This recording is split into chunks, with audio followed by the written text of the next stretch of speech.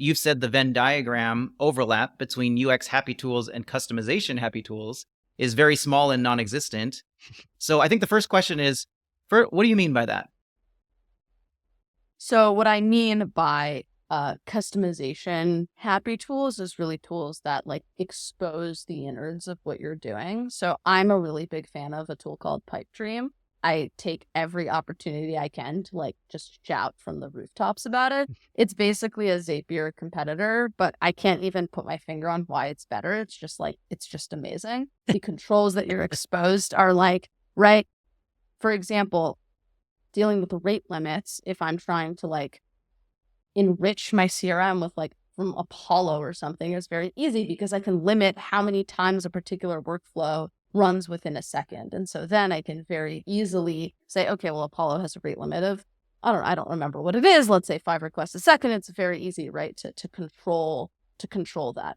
However, right, with power comes responsibility. And so there it takes time to figure out how do we actually hook everything together and to test it. And you have to be a little bit deeper in the tech to be able to do that successfully versus UX tools, which I would maybe put Zapier in a little bit sometimes, right? There are probably better examples, but where you say, connect to Apollo, run this, go. And you don't need to know what that is.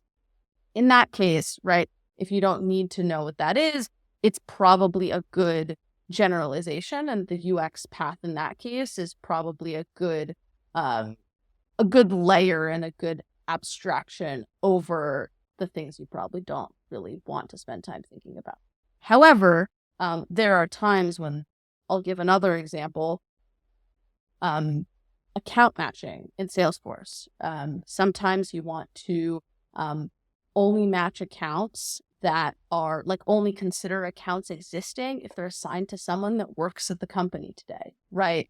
As opposed to just existing in Salesforce in general. And so a UX happy tool might not give you that flexibility and might say, do you want to match the account? Yes, no, give us the website and then we'll match it, or give us the email, domain, and whatever, and we'll match it without saying, okay, well, filter on the account existing, or having activity within the last 6 months, or being assigned to someone that works in the company or whatever, versus in the customization camp, you'd likely have a lot of those controls, but just need to know how that information is represented in Salesforce and be able to kind of know your criteria a lot better. Interesting.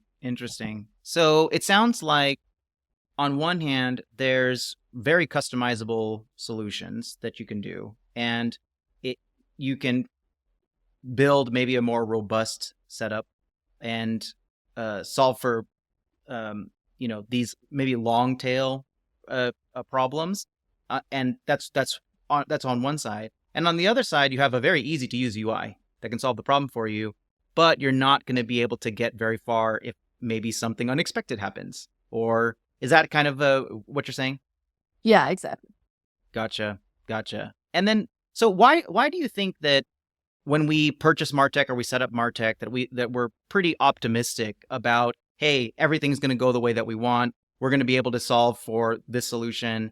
And how do we kind of better set our expectations? Like, do you have experience with that?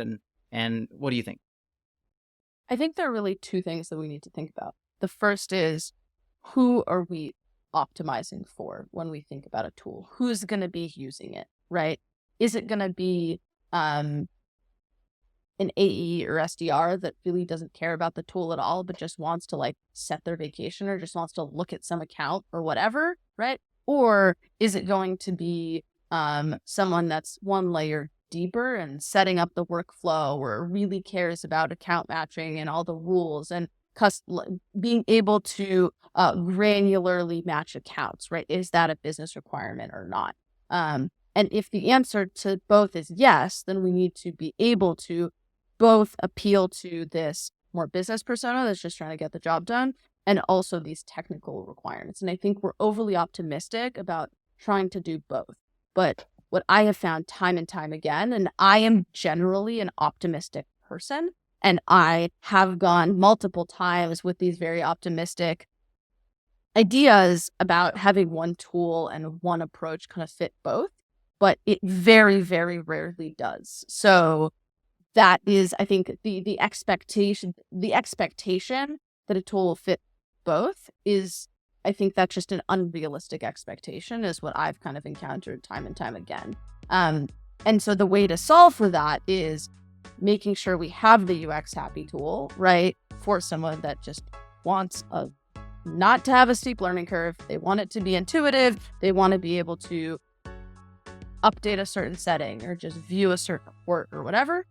But then having that integrate with some parallel process or some process that supports this tool to be able to add all the levers for a smaller group of people usually that are changing those settings, but not exposing that to everyone because it's going to be information overload.